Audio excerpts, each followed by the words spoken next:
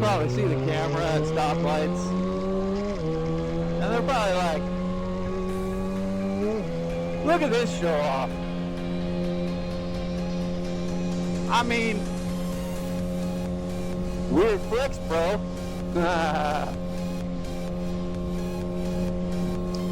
But in all reality, it technically grabs cool footage, but also it's kind of like a dash cam for motorcycles, if I would say so myself. Because who else is gonna believe a biker?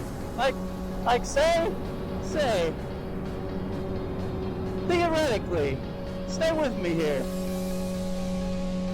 You're not breaking the rules.